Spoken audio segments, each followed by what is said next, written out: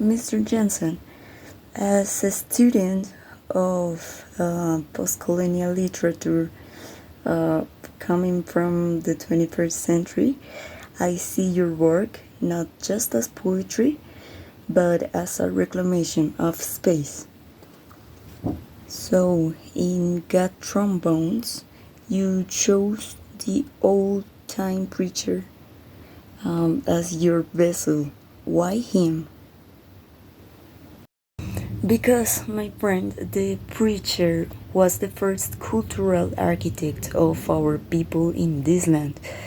He was the only one who could speak to the heart of the masses. In God's Trombones, I wanted to capture the sacred eloquence of the black folk tradition without the I dialect that turns speech into a caricature. Now that brings me to folk traditions. You've mentioned that you didn't want to use traditional dialect because it was too limited by its association with humor or pathos. How does this shift the cultural identity of the characters in your poems? Urbanization is a double sword. We are sitting here in Harlem, the mecca of the new Negro. How does urbanization affect the way these traditional sermons are heard? And are they a relic of the rural South?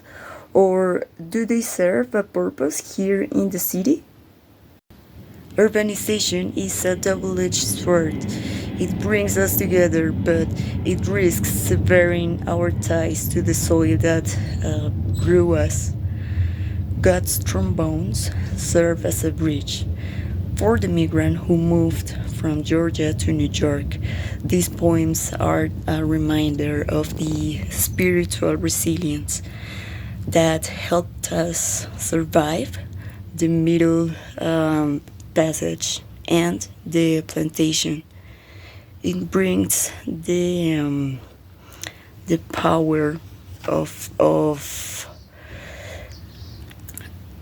the southern shout into the northern apartment block. Finally, let's talk about social critique.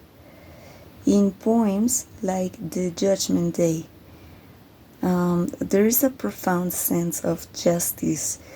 Is your work a quiet form of protest against the racial hierarchy of the 1920s?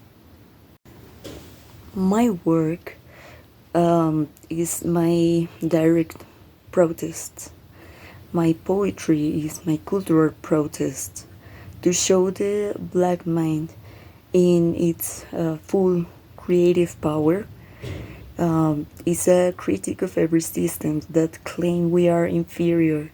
When I write Go Down Death, I am telling the world that our grief and our hope are as profound as any Milton or Shakespeare. The critique lies in the excellence itself. Mr. Johnson, thank you so much. You have shown us that the trombones of the preacher is still echoing today.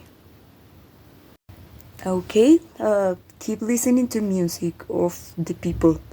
It is the only thing that never lies.